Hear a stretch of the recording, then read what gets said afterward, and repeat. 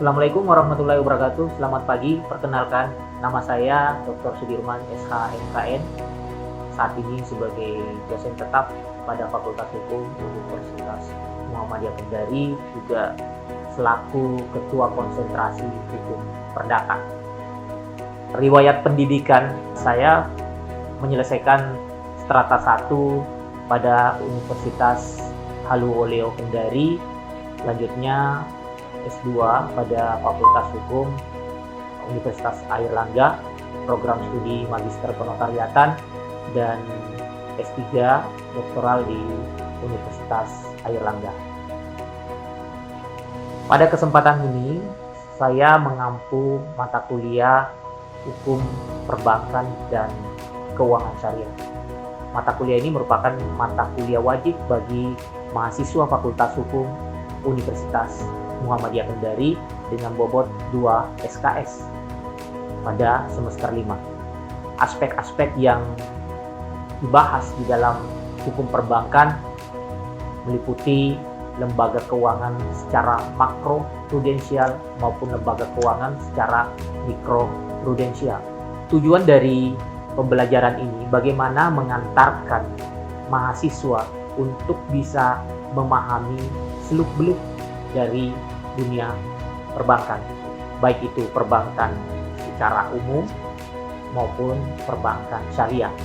Dalam artian lembaga keuangan Bank Indonesia sebagai lembaga keuangan moneter, juga dijelaskan bagaimana keberadaan Bank Indonesia untuk menjaga kestabilan moneter dan juga berfungsi sebagai mengatur lalu lintas perdagangan uang, baik uang kertas maupun uang fiat, serta salah satu lembaga pengawas, dalam hal ini Otoritas Jasa Keuangan, yang punya kewenangan untuk melakukan pengawasan di sektor perbankan maupun non-bank. Adapun teknik pengajaran dan metode yang coba kami kembangkan di Universitas Muhammadiyah Kendari, yaitu melalui 3 metode. Metode pertama delivery, kemudian interaction, dan juga assessment.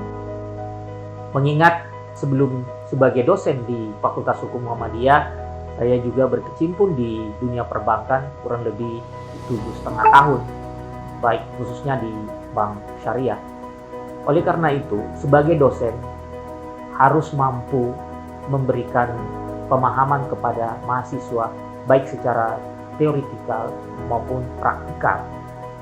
Kami harus mengantarkan mahasiswa bagaimana memahami struktur awal sektor jasa keuangan itu sendiri, khususnya di perbankan, baik itu Bank Indonesia sebagai leader of the reserve maupun bank-bank pada umumnya, terutama bank konvensional maupun bank syariah.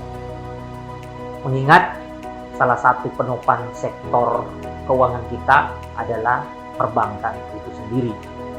Kemudian mengantar mahasiswa ke dalam ruang lingkup perbankan itu, yang pertama yang dibutuhkan kemampuan mahasiswa untuk memahami prinsip-prinsip dasar perbankan sebagai suatu lembaga intermediasi yang menghimpun dan menyalurkan dana kepada masyarakat.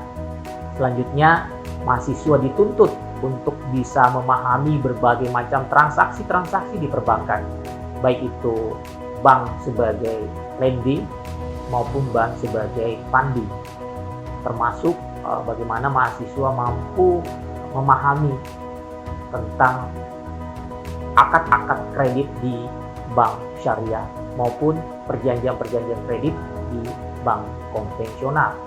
Di samping itu juga mahasiswa akan dituntut untuk bisa memahami beberapa prinsip-prinsip yang penting di dalam hukum perbankan, misalnya prinsip prudential banking, prinsip fiduciary, prinsip know your customer, yang merupakan suatu prinsip-prinsip yang melekat di perbankan untuk menjaga kehati-hatian atau risiko bisnis dari bank itu sendiri.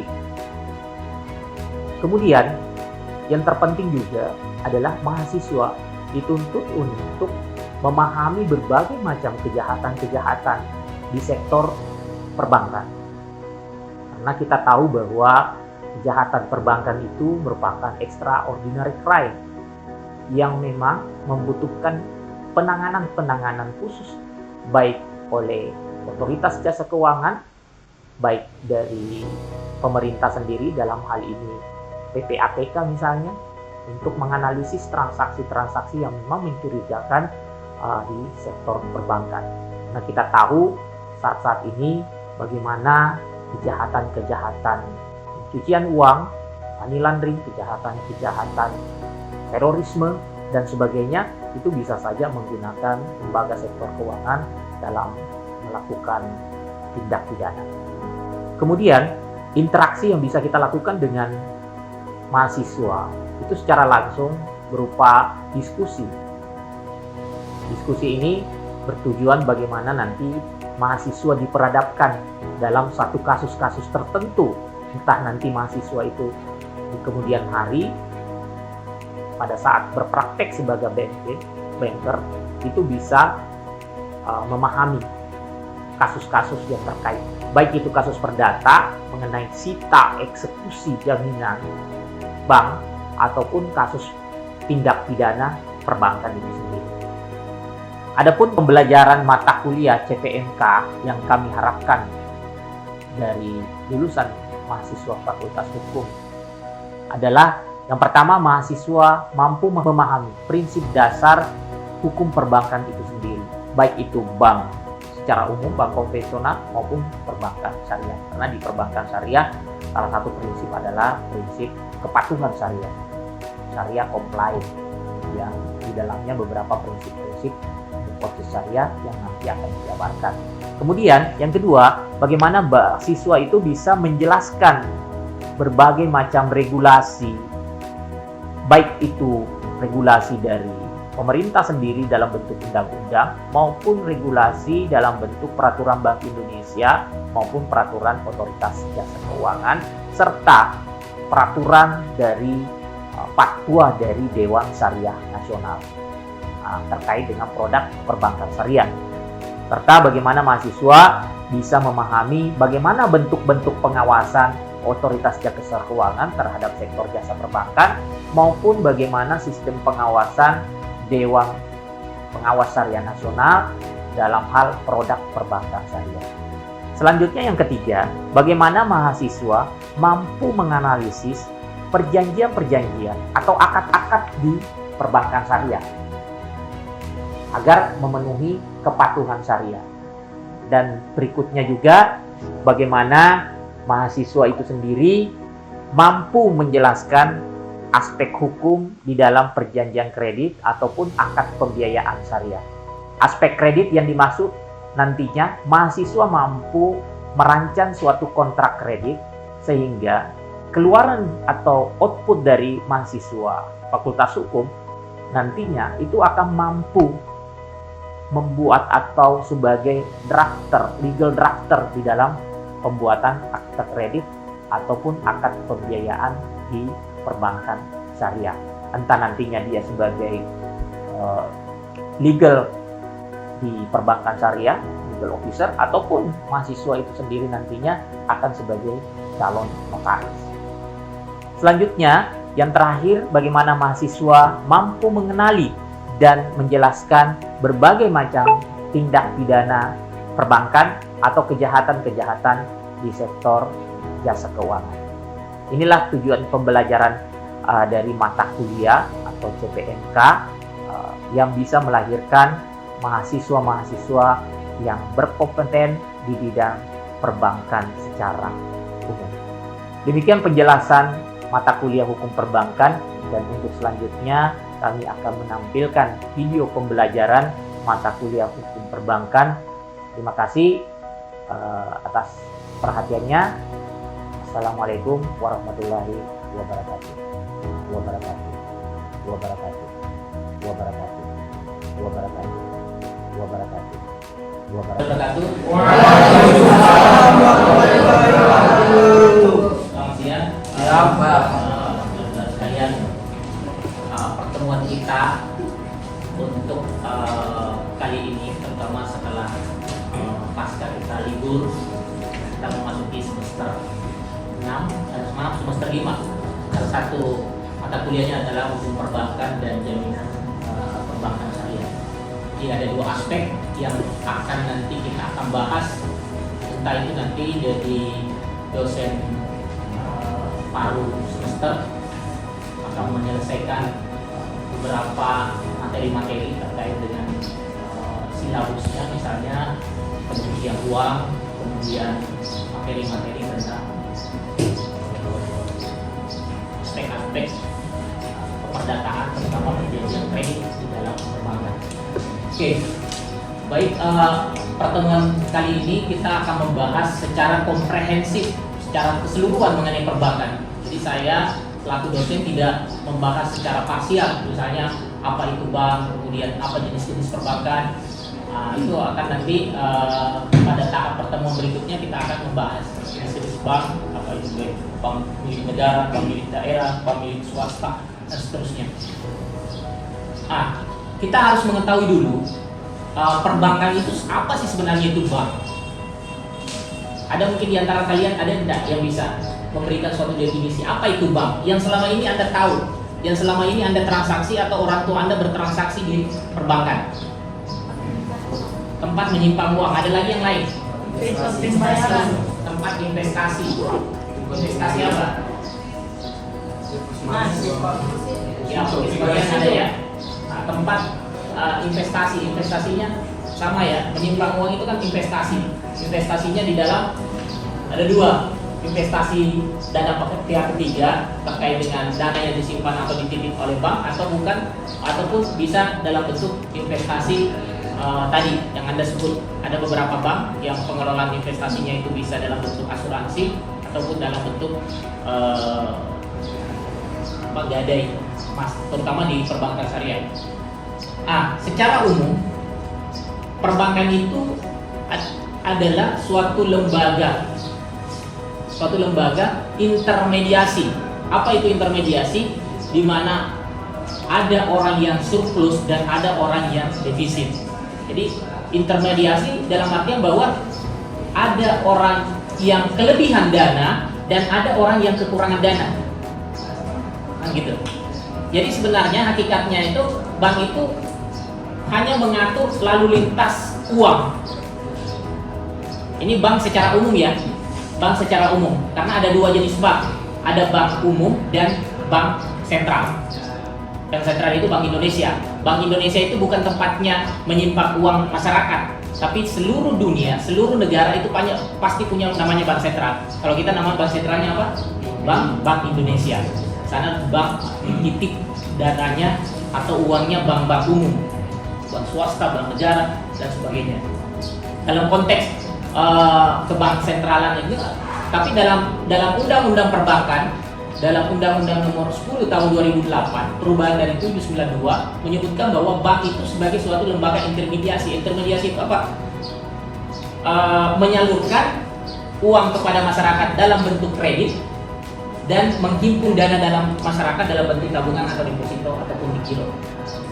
Jadi uang Anda itu yang Anda surplus tadi, kebutuhan Anda untuk menyimpan dana, investasi, pembayaran, ada transfer, itu kan ada biaya-biaya yang dikeluarkan oleh nasabah atau yang menggunakan produk perbankan. Kan belum tentu saya hanya titip dana dalam bentuk giro dan sebagainya, ataupun penukaran mata uang asing, khususnya bank yang sudah yang sudah devisa. Jadi ada orang yang surplus, simpan dananya, kemudian dana itu di mana? Nanti dikelola oleh bank dalam bentuk apa? Dalam bentuk kredit. Jadi sebenarnya bank itu hanya menyimpan dananya masyarakat, orang yang surplus dan orang yang defisit. Nanti uang ini akan disalurkan dalam bentuk kredit. Sehingga kalau kredit itu lancar, otomatis bunga tabungan itu pasti meningkat. Itu sudah rumusnya itu pasti. Tapi kalau kreditnya banyak yang macet, banyak yang bermasalah, tidak bayar utang, pasti juga bagi hasilnya kalau bank syariah akan semakin kecil. Kalau bank syariah ya, kalau bank konvensional namanya bunga. Kalau bank syariah namanya sharing, profit sharing, yaitu bagi hasil. Pasti juga bagi hasilnya akan kecil. Namun sumber permodalan bank itu bersumber dari mana? Dana masyarakat tadi yang menyimpan dananya di bank, kemudian sumbernya dari mana? Sumber dari pada saat mendirikan bank tersebut. Oke, ini sekedar pengantar kita dalam perkuliahan perdana. Ada pertanyaan? Silakan. Siapa? Iya. Itu bertanya Pak, Bagaimana tahapan-tahapan proses lelang perbankan?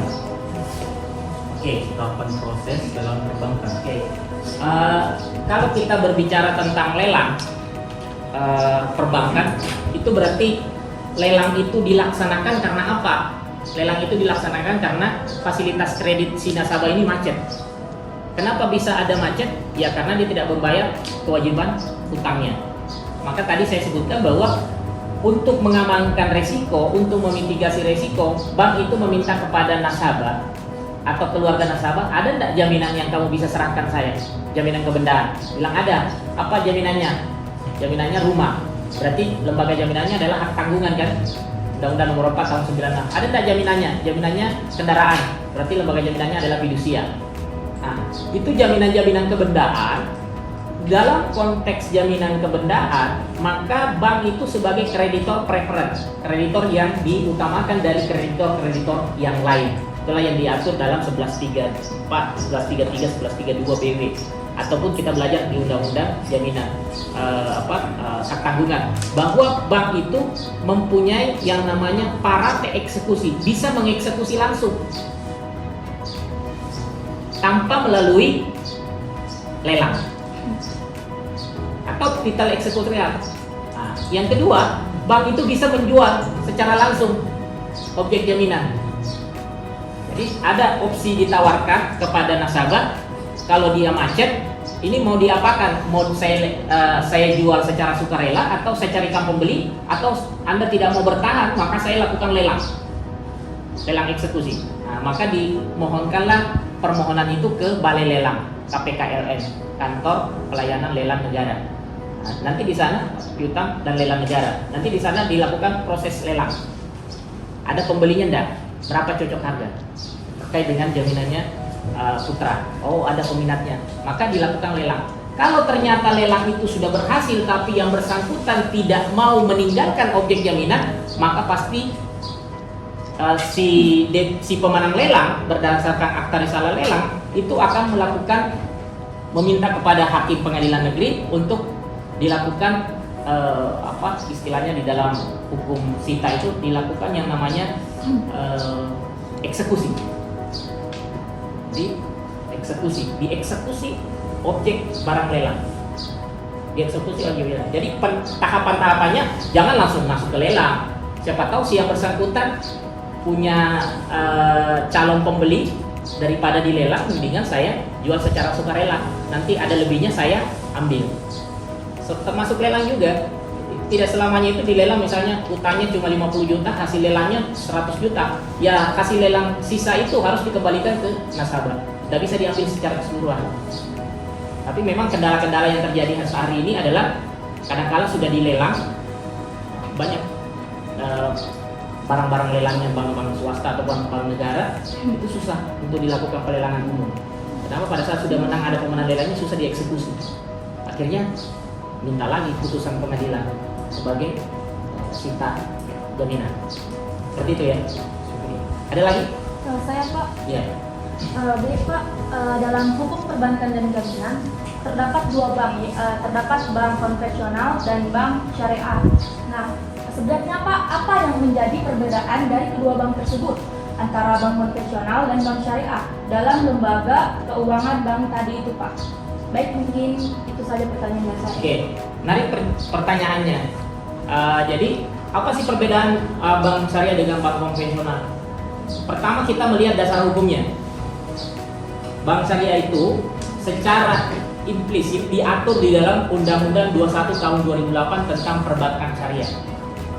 Sedangkan bank konvensional itu hanya satu regulasi. Meskipun bank syariah juga tunduk pada Undang-Undang 10 tahun 98 tentang perbankan. Gitu ya. Tetap dia tunduk pada Undang-Undang perbankan. Nah, kemudian itu dari sisi aturan ya, perbedaannya. Aturan. Kemudian dari sisi operasional. Dari sisi operasional, perbankan umum itu dalam sistem operasionalnya sama-sama menghimpun dana dalam masyarakat dalam bentuk deposito, dalam bentuk tabungan. Kalau bank syariah juga menghimpun dana dalam bentuk deposito, disitulah dikenal yang namanya istilah di dalam perbankan syariah namanya wadiyah. Nah, ada namanya wadiyah, ada namanya musyarakah mutlakah dan musyarakah mutanakiso. Jadi ada orang nitip dananya 100 miliar, tapi dana yang dititip itu adalah dananya Muhammadiyah. Nanti itu dana itu dipakai hanya untuk membiayai pembangunan sekolah Muhammadiyah, pembangunan universitas Muhammadiyah, pembangunan kedokteran Muhammadiyah, rumah sakit Muhammadiyah. Maka itu adalah mudarabah mukayyada, mutlakah. Dan ada mudarabah mukayyada. Mudarabah mukayyada itu terserah uangnya masyarakat dari manapun asalnya, dan tidak melihat, nanti itu dipakai untuk pembiayaan di sektor-sektor usaha tertentu dalam bentuk, kalau di konvensional namanya kredit ya, kalau di bank syariah namanya pembiayaan. Itu berbedanya, pembiayaan, financing. Sekarang bagaimana terkait dengan keuntungan yang diperoleh bank konvensional dan bank syariah? Kalau bank konvensional itu akan mengalami yang namanya sistem di dalam operasionalnya namanya negative spread. Kalau kita sudah tentukan berapa bunga tabungan pada saat saya menyimpan dana 1 juta di bank konvensional, maka kalau terjadi krisis moneter, misalnya suku bunga Bank Indonesia naik, maka tetap harus saya bayar bunganya sekian. Kalau dia bilang bunganya 10%, 10%. Nah, sebaliknya kalau orang yang meminjam uang di bank konvensional, kalau itu dinyatakan bahwa utangnya 100 juta, kemudian terjadi krisis moneter atau terjadi perang, maka harga naik. Bank konvensional otomatis kreditnya yang tadinya mengangsur 5 juta tiba-tiba mengangsur 7 juta. Kalau bank syariah itu tidak boleh, karena pada saat awal akad itu adalah jual beli yang namanya murabahah, akad jual beli. Jadi akad itu istilah syariah ya. Kalau konvensional namanya kredit, perjanjian atau kontrak. Dewan Syariah. Disinilah Dewan Syariah Nasional yang akan mengeluarkan fatwa. Apakah boleh produk ini, apa tidak boleh? Apakah boleh ada kartu kredit atau tidak boleh? Nah, itu tergantung atau dikembalikan kepada fatwa Dewan Syariah Nasional. Karena Dewan Syariah Nasional yang melakukan pengawasan terhadap sistem operasional yang dilakukan oleh bank syariah. Nah, harus punya sertifikasi itu. Jangan Anda heran juga kalau bank konvensional, bank syariah itu sekarang ya di mana-mana luar biasa perkembangannya. Di Inggris HSBC Bank ada syariahnya. Bahkan beberapa negara itu, kalau di London bank syariahnya itu dikelola oleh non-muslim Nasrani, tapi operasionalnya sistemnya tunduk pada fatwa DSN-nya mereka, fatwanya. Nah, ini yang perkembangan ekonomi syariah atau perkembangan financing keuangan syariah di beberapa negara di Timur Tengah ataupun di negara-negara Eropa Barat. Jadi memang ini yang kita patut apresiasi perkembangannya. Namun di Indonesia ini kadang-kadang orang berbank syariah itu kalau ada untungnya baru pakai bank syariah. Saya yakin di antara kalian mungkin karena SPP-nya saja yang ada di BSI. Kalau tidak di BSI mungkin pakai bank konvensional. Jadi ada cari untungnya baru di bank syariah. Sementara kalau kita lihat pangsa pasarnya bank syariah hari ini itu belum mencapai 21%. Lebih tinggi prospeknya Malaysia dibanding Indonesia yang notabene lebih besar muslimnya. Kalau di beberapa bank syariah di Malaysia itu luar biasa, produknya itu sudah bisa hybrid, sudah bisa menyesuaikan dengan bank-bank konvensional sehingga asetnya besar dibanding kita, jumlah asetnya. Seperti itu. Jelas ya? Saya ada satu lagi mungkin pertanyaan, silakan. Pak, ini menurut pengalaman pribadi saya, beberapa bulan yang lalu saya transfer uang dari e-wallet saya ke salah satu rekening bank saya. Tetapi pada saat saya cek saldo terpotong, jumlahnya itu di luar jumlah admin, bukan jumlah admin bank saya. Terus saya coba cari contoh case-nya di sosial media, ternyata banyak yang seperti itu. Terus jumlahnya juga lebih besar. Ada yang 20 juta, bahkan 20 juta dari bank yang berbeda. Boleh disebut banknya? Jangan, inisial saja kan, Inisial B, Bank B. Ya. Terus bank saya juga kan dari Bank B. Terus mereka ini hubungi CS kan, sudah beberapa ini kasih masuk apa? data-datanya, data-data pribadinya, proses katanya kata banknya, nanti dihubungi lagi, tapi sampai beberapa hari ditunggu tidak dikabari. Terus mereka langsung ke banknya, tapi tidak ada juga tindakan, itu menurut pandangan hukum seperti apa, Pak? Oke. Jadi dalam konteks hukum perbankan itu memang ada aspek perdata, aspek pidana, dan aspek administrasi. Ada aspek administrasi, tapi lebih cenderung aspek pidana dan aspek perdata. Makanya kejahatan di perbankan yang dilakukan oleh institusi perbankan, misalnya pegawai banknya, pro misalnya dan sebagainya, atau di dalam tadi TPPU, pencucian uang dan sebagainya, atau korupsi banknya, apa akibat hukumnya? Dalam konteks hukum pidana khusus itu namanya extraordinary crime, kejahatan kerak putih, karena dia masuk di sistem kejahatan luar biasa. Beda, bukan delik bukan tindak pidana umum seperti mencuri tapi dia tindak pidana khusus. Di khusus sama dengan korupsi, dia masuk tindak pidana khusus. Tindak pidana perbankan itu tindak pidana khusus. Nah, terkait dengan e-wallet Anda bertransaksi, iris dan sebagainya, kemudian ada potongan, Anda melihat dulu berapa sih sebenarnya aturan-aturan yang ditentukan oleh si bank X ini, tempat Anda menyimpan dana, kemudian Anda gunakan untuk transaksi e-commerce dan sebagainya, transaksi melalui e-wallet, transaksi melalui iris dan sebagainya. Anda tentukan berapa nilai potongannya itu. Anda minta seorang nasabah itu berhak untuk memperoleh informasi mengenai produk perbankan itu. Oh, potongannya sekian persen biaya administrasinya yang dipotong. Nah, kalau kita tidak tahu sekian melebihi dengan rasio yang pantas bunga, sampai lebih besar bunganya itu daripada bunga rentenir sama bunga rentenir kan. Nah, jadi ada ambang batas kewajaran yang ditentukan oleh Bank Indonesia, berapa sebenarnya biaya administrasi yang dipotong dan berapa biaya bunga.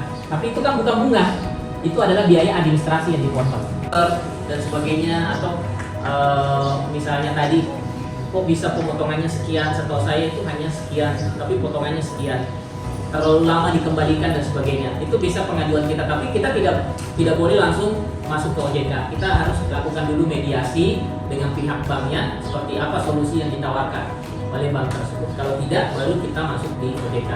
Sebab hari ini perbankan itu belum ada sistem peradilan perbankan. Jadi dia masuk tetap pada sistem peradilan umum. Jadi kalau dia bank konvensional, maka penyelesaiannya melalui pengadilan negeri. Kalau dia bank syariah, penyelesaiannya melalui pengadilan agama. Itu bedanya, salah satu tadi perbedaannya juga. Jadi kewenangan pengadilan agama itu bertambah berdasarkan Undang-Undang Peradilan Agama 3 tahun 2006, menyelesaikan sengketa ekonomi syariah. Kalau dulu hanya menyelesaikan cerai waris saja. Nah, sekarang bertambah kewenangan absolutnya, yaitu menyelesaikan sengketa ekonomi syariah. Sengketa ekonomi syariah apa saja? Undang-undang perbankan syariah, asuransi syariah, pasar modal syariah, hotel syariah, itu boleh semua diselesaikan. Produk-produk jaminan halal itu boleh diselesaikan melalui, misalnya restoran, dia bilang saya sudah syariah restoran saya tapi belum syariah. Nah, maka ada terjadi keluhan dari konsumen yang menggunakan produk itu merugikan konsumen, maka bisa pengajuannya, penyelesaiannya melalui mediasi dulu, karena di dalam perbankan itu syariah tidak langsung ke pengadilan agama, tapi bisa melalui Basarnas.